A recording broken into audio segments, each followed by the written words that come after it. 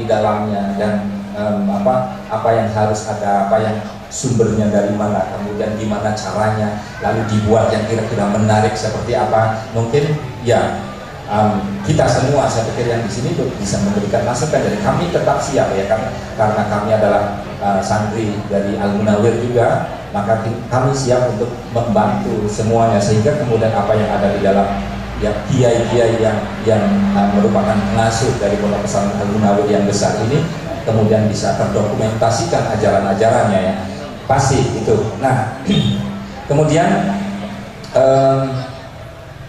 ya kesulitannya nanti Mas Wahyu akan menyampaikan resep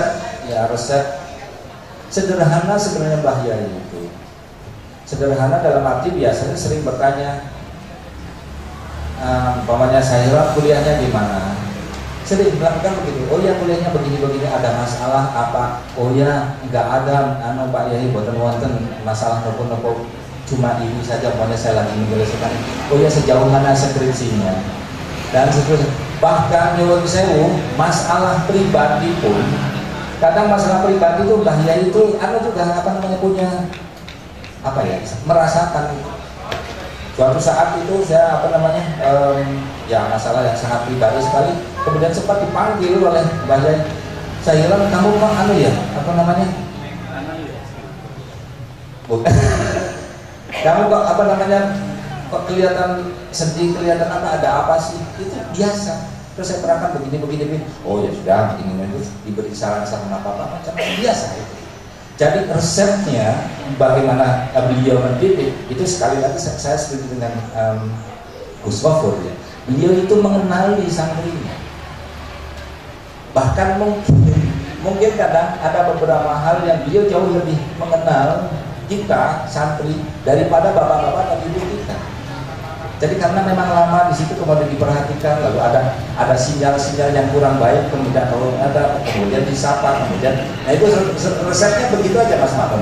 Jadi mengenali santrinya itu jauh lebih lebih terasa, kita rasakan dari Mbah Yai Dalham.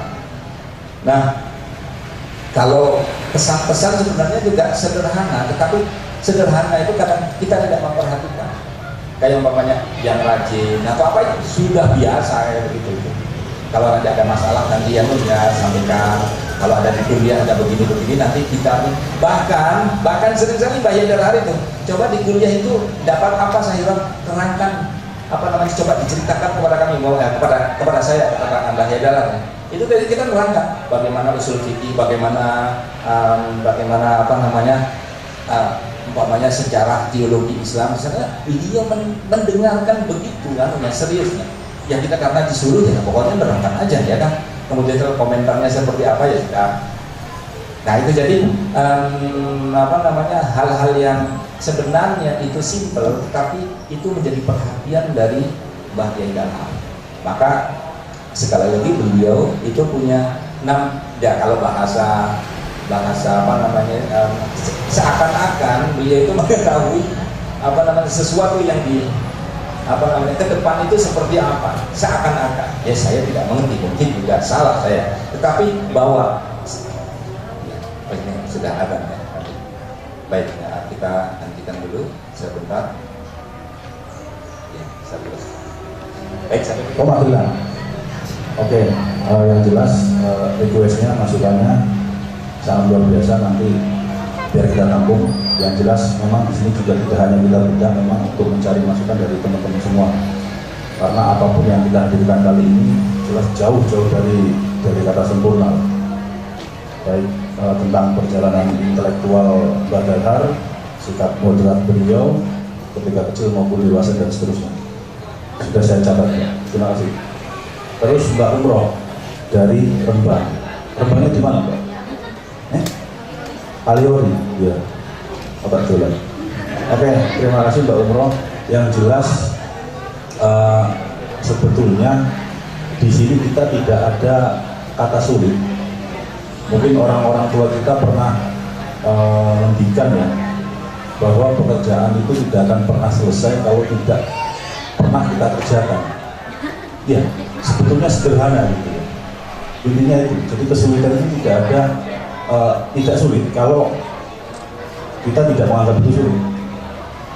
Yang jelas apa yang didapat ketika saya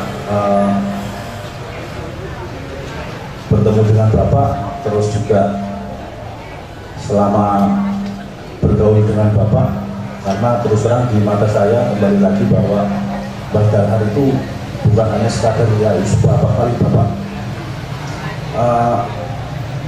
Jadi cita-cita Mbah Dahar kalau saya amati sebetulnya satu, jangan pernah berhenti belajar, intinya itu. Saya bisa begini itu sebetulnya nekat, karena orang yang kepepet pasti akan lebih kreatif sebetulnya. Ya, seperti panjenengan semua ketika kiriman dari rumah itu belum datang, pasti akan kreatif, boleh utangan mesti. Ya, salah satu contohnya. Nah, posisikan kita di situ, bukan posisi kepepetnya, tapi kreativitasnya kita gali terus. Yang jelas saya banyak belajar dari Pak Sahiron, karena dulu ketika Pak Sahiron waktu mau ke Kanada, saya yang ngetik bahasa Inggris, saya yang ngetik bahasa Indonesia, yang membacakan Pak Sahiron saya ngetik.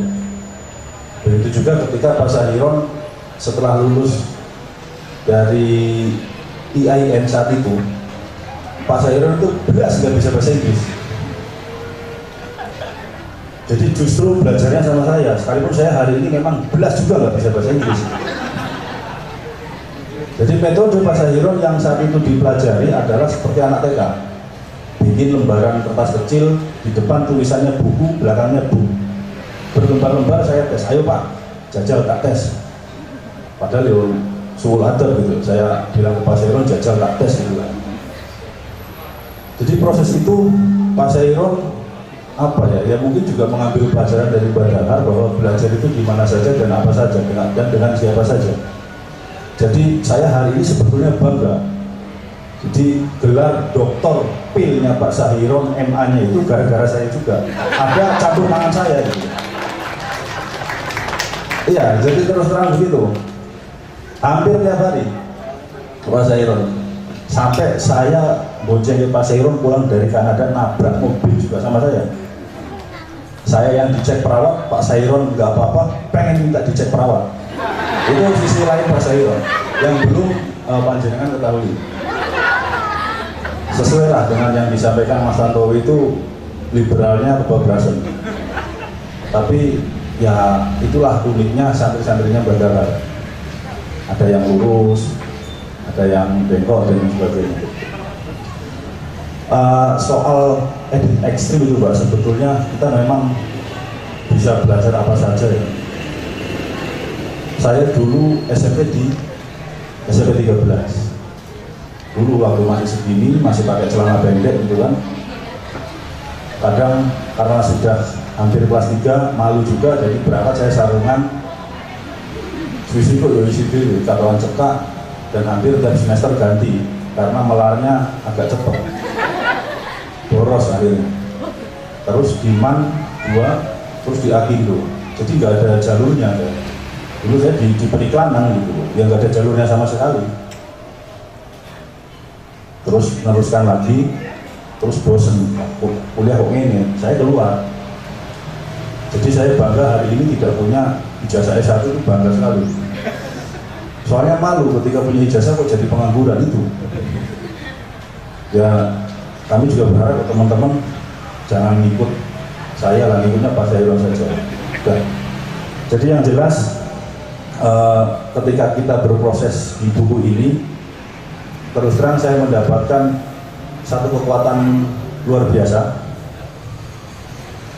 ketika ditugasi untuk bikin sepenggal biografinya Mbah Dahar. Ya sudah, saya lihat fotonya Bapak aja gitu.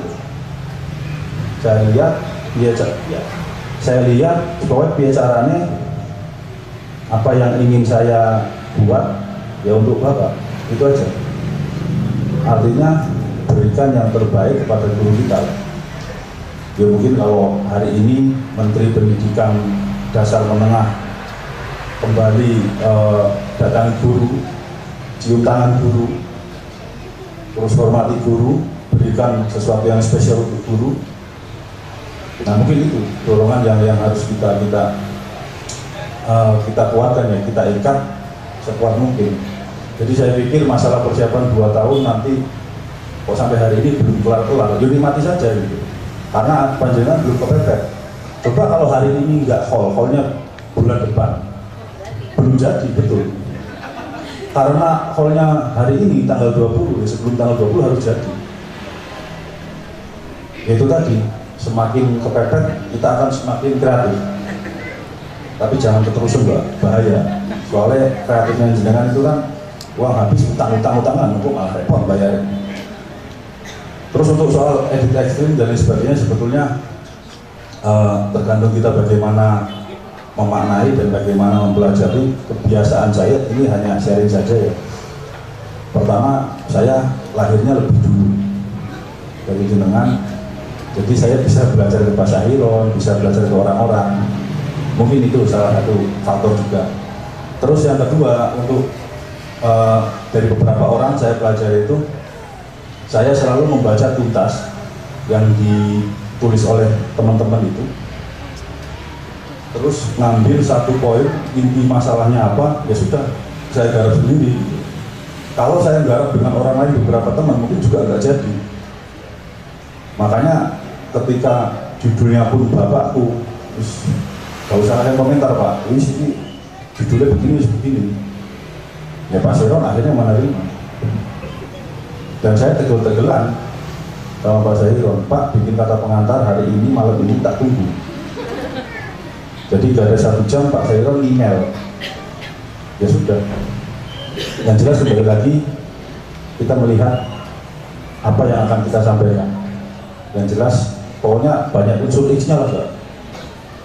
Memang awalnya saya sulit gitu.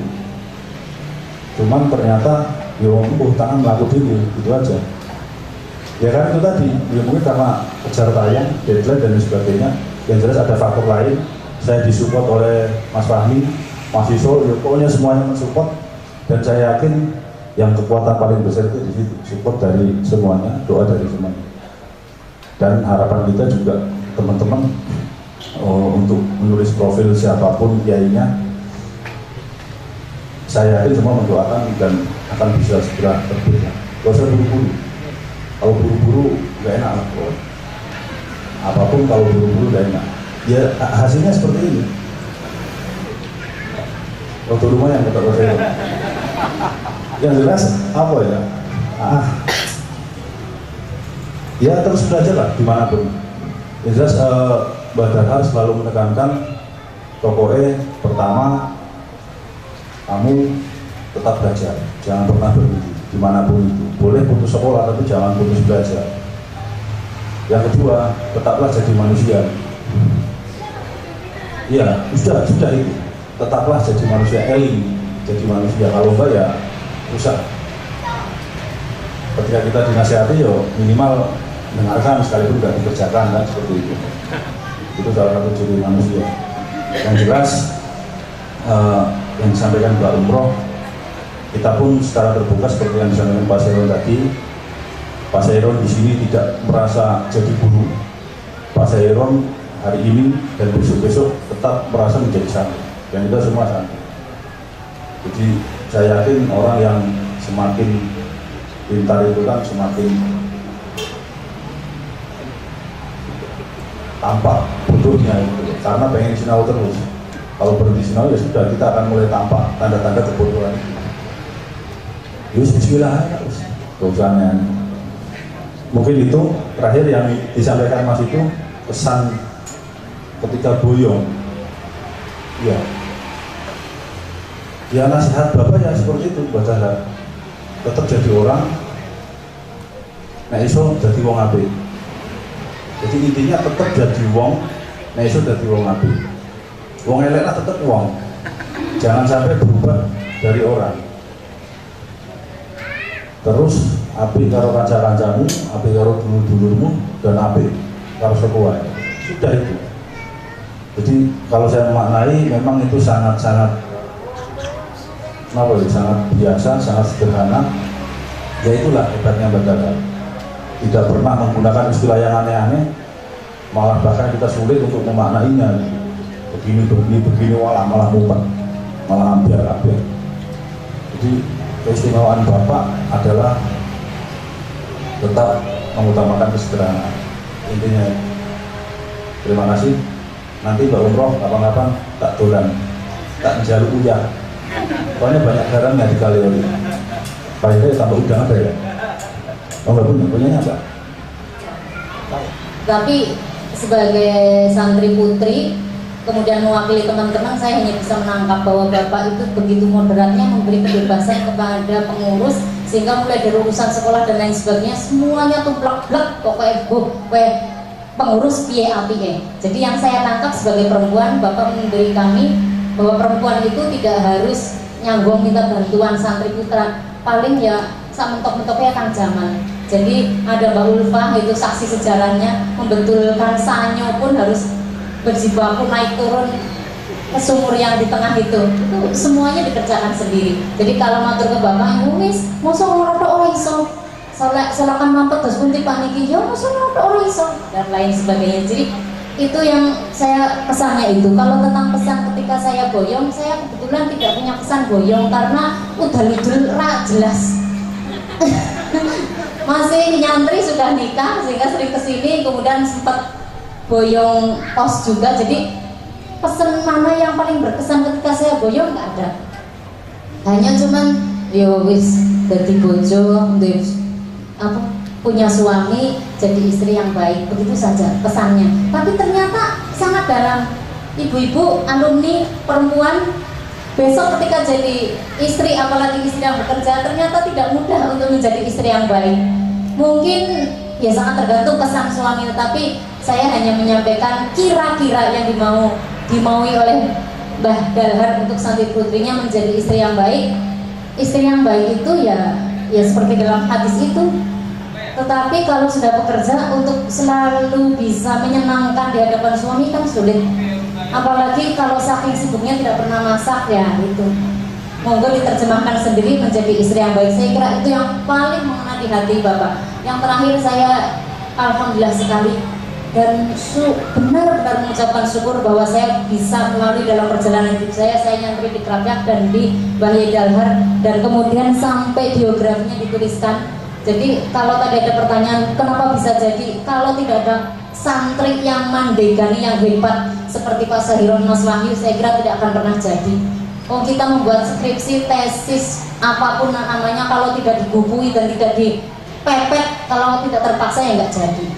Kemarin ada santri nun sewu Mbak Abidah, ini mungkin belum rawuh, dia tanya, Mbak nanti kalau saya jenengan rawuh saya mau curhat, bisa selesai doktoralnya gimana? Karena kepepet.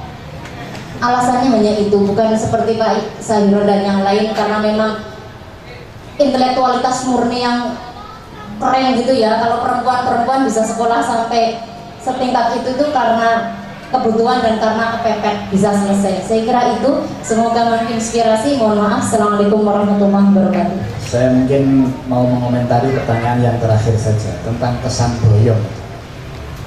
Ini mungkin pengakuan saya yang jujur di hadapan Kiai Iton dan Kiai Fahmi ini. Kalau niku santri sing ora tahu pamit boyong. Jadi mungkin satu-satunya santri yang nggak pernah pamit mau boyong. Ini bukan karena ndablek, enggak. Kalau orang lain ini Gus Guru ndablek, tapi kalau memahami betul ndablek. Saya terinspirasi salah satu guru saya, salah seorang kiai di Tulungagung. Beliau mengatakan, wong guru sing paling apik dadi santri. Jadi karena itu saya berniat tidak pernah boyong sebab pengen selamanya jadi santri. Jadi nek sani dianggap alumni itu gak jadi baru, karena kalau dari tahu pamit boyong medal saking ngurus salam belum pernah. Niki mboten ngajari jenengan lho, sing ora rasa boyong. Nah, tapi ini nggak tahu karena digerakkan oleh apa namanya kesadaran saya sendiri. Kayaknya saya kepingin jadi santrinya Mbah Dalhar selamanya. Jadi tidak pernah menjadi alumni, tidak pernah seakan-akan jebolan mana, karena saya nggak pernah jebol. Insya Allah sampai sekarang saya masih sadar sebagai santri Nurul Salam. Bila menawi Mas Fahmi, Mas Iton, Dawi, insya Allah kalau tetap sampan batakan agar kalau sakit melakoni. Insya Allah. Terus kesan-kesannya karena tidak pernah pamit jadi dari Nopo Boyong, itu malah setiap kali sowan mesti banyak pesan yang disampaikan. Jadi saya berharap tidak ada pesan terakhir itu tidak ada dari kiai saya. Saya ingin selalu kalau sowan entah apa, walaupun kalau termasuk sing rodok jarang sowan, karena kalau ketemu Gus Wafur kan masih di Aceh, jadi selalu pas ada nggak tahu, kalau haflah ini mungkin saya baru 2 kali bisa hadir. Yang waktu kapan itu 2 tahun yang lalu, terus kali ini. Jadi menurut saya sebaiknya santri tetap berperilaku sebagai santri. Ojo aneh-aneh koyo kiai ini. Jadi sebab enten napa pesen salah satu guru saya juga yang mengatakan, oh nek ono santri lakune wis membo koyo kiai ini, ya alamat iki. Salamat nomor maksudnya, membo. Jadi tetap uswah seperti kepada kiainya, tetap berharap nasihat dan doa dari kiainya. Mila, kalau keyakinan saya lebih senang kalau tetap menjadi santri para masyayikh yang alim, yang dekat dengan Allah, karena bimbingan beliau dan nasihat-nasihat yang beliau berikan itu insya Allah betul-betul menjadi penerang dalam hidup kita, walaupun itu kita sadari setelah tidak secara intens lagi belajar kepada beliau. Insya Allah namun nikumawon. Assalamualaikum warahmatullahi wabarakatuh. Dan apa yang ada dalam kitab Asbah wan Nawair, kaidah-kaidah itu saya gunakan untuk permasalahan-permasalahan sosial, dan itu seperti menjadi pedoman hidup saya, kata istri. Jadi ngaji Asbah wan Nawair, kemudian itu tidak lupa, lalu menjadi pedoman hidup. Lalu beberapa waktu yang lalu saya ke Kajen, ngobrol-ngobrol sama kawan-kawan di Kajen, tempatnya Mbah Sahal Mahfud, Ar-Rais Al-Am li Nahdlatul Ulama As-Sabiq. Kalimat bahasa Arab itu lebih baik ya. As-Sabiq, kalau kita itu menyebutnya mantan, itu kan gak enak ya. Kalau bahasa Arab itu Ar-Rais As-Sabiq, itu baik sekali ya. Jadi tidak mantan ya. Dan mantan itu kan saya mantan pacar, mantan istri, mantan suami gitu kan. Itu Ar-Rais As-Sabiq ya. Mbah Sahal itu terkenal dengan fikih sosialnya. Itu menurut beberapa pengamat yang mengamati, itu diantaranya adalah lahir dari kaidah-kaidah fikih. Lahir dari kaidah-kaidah fikih. Saya melihat, saya membaca beberapa gitu ya di sini, karena ternyata tokoh kita, bapak kita itu adalah juga ahli di bidang kaidah fikih. Ini kalau kita baca, dan saya yakin itu diterapkan oleh Mbah Dalham tidak hanya di dalam masalah fikih, tetapi juga masalah-masalah sosial. Ini saya ingin bacakan beberapa kaidah fikih yang ditulis oleh Mbah Kiai Dalham. Misalnya begini, al-wilayah al-khassah aqwa minal wilayah al-ammah. Itu kalau diterjemahkan oleh Kiai, itu biasanya bunyinya bisa begini. Pendidikan Kiai, wilayahnya Kiai kepada santri itu lebih kuat ketimbang wilayahnya orang tua daripada santri, karena orang tua itu amat. Dadek bengek dulu sih itu orang tua, tapi kalau santri nggak dadek bengek. Tapi untuk masalah-masalah tertentu itu aqwa minal wilayah al-khassah. Itu kalau ngaji kitab Taklim Muta'alim itu mungkin Mas Makmun ini ya, itu ada seperti ini. Kenapa ada sejumlah kiai santri putra-putranya itu kemudian pintar-pintar? Itu salah satu jawaban yang dikemukakan dalam kitab itu. Itu karena barokahnya wilayah kosong terhadap santri. Kadang-kadang kiai itu lebih perhatian kepada santrinya, tapi tiba-tiba yang alim itu malah putranya. Itu kata alim yang ta'ala. Jadi al-wilayah al-khassah aqwa dengan wilayah al-ammah. Ada lagi hal yang sangat ini ya. Dulu kita Al-Imam Al-Farraq, ahli nahwu, itu ditanya bukan ditanya tapi disindir, kamu itu hanya ahli nahwu saja tapi nggak pintar fikih. Kalau dia menjawab, orang itu kalau tahu kaidah nahwu pasti pintar fikih. Dia itu begitu. Lalu ditanya, sholat kosor itu boleh dikosor lagi apa enggak? Itu dijawab dengan model nahwu, al-musaghar la yusaghar. Amir itu kalau ditasghir menjadi uwaimir itu nggak bisa lagi ditasghir lagi, itu nggak bisa. Uwaimir nanti ditasghir bunyinya apa? Susah sekali. Jadi, kamu itu sudah ngosor kok kamu kosor lagi. Itu ada kaidah-kaidah ini spesial itu dari para ulama. Kemudian juga dalam wacana di pesantren di kiai-kiai itu kadang-kadang menyebut al-adah muhakkamah. Ini juga ada di dalam kaidah-kaidah yang saya baca ini. Al-adah muhakkamah. Kebiasaan itu akan menjadi hukum. Biasaan itu akan menjadi hukum. Kiai itu salah satunya adalah menciptakan lingkungan. Itu kiai. Hadir lalu menciptakan lingkungan. Lingkungan itulah yang kemudian akan menciptakan nilai-nilai, ya. Menciptakan orang jadi apa? Itu karena lingkungan itu.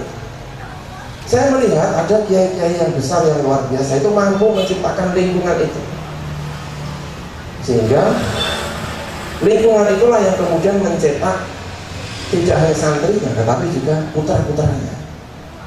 Ada Al-Karim, Ibnul Karim itu biasanya susah sekali kalau sudah Al-Karim, Ibnul Karim itu sampai keempat itu sudah sangat jarang sekali.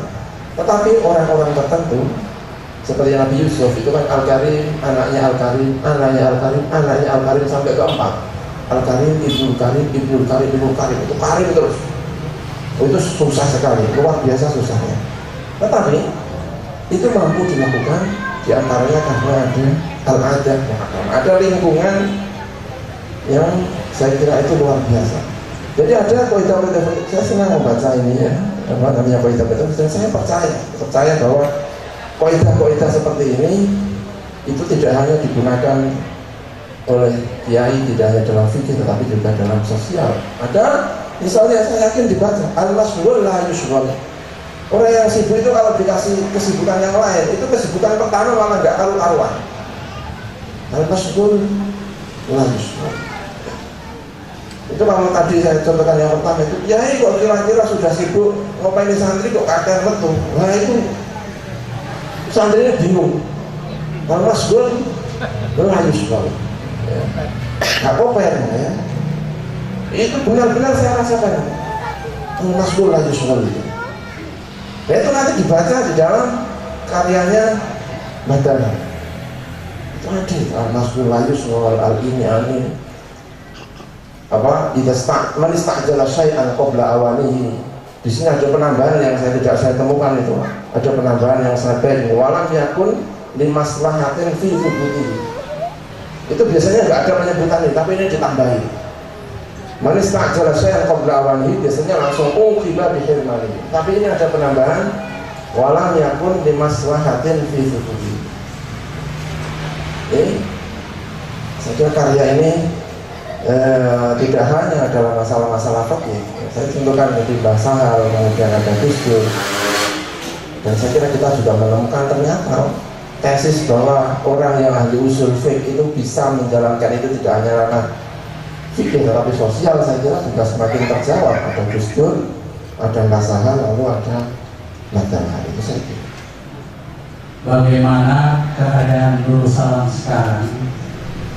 Tentunya yang berkaitan dengan masalah keilmuan. Nah, nanti setelah ada jawaban itu, bagaimana cara meningkatkan lagi? Jadi kalau pertanyaan anak sekolah, bagaimana mutu Nurul Salam sekarang dan bagaimana cara meningkatkan mutu Nurul Salam berikutnya. Ya. Itu yang ada di bernasihat, mungkin nanti kami bisa menambahkan. Kemudian kenapa saya mengatakan begitu? Karena kita tahu bahwa lembaga pendidikan agama Islam ini bukan menjadi tanggung jawab keluarga saja, tetapi menjadi tanggung jawab kita bersama selaku umat Islam untuk memajukan Islam dan Muslim. Jadi nanti setelah acara ini mungkin kita bisa menarik nafas lega, tapi tolong jangan ditarik, dilepas semua. Masih ada pertanyaan yang harus dijawab untuk nanti ke depannya. Kemudian kami bisa menambahkan. Cita-cita simbah itu tadi. Ya mungkin dia simpel sebagaimana para pengasuh pondok lainnya, bahwa ya pondoknya itu diteruskan sampai di mulai sampai sertifikasi pondok ini.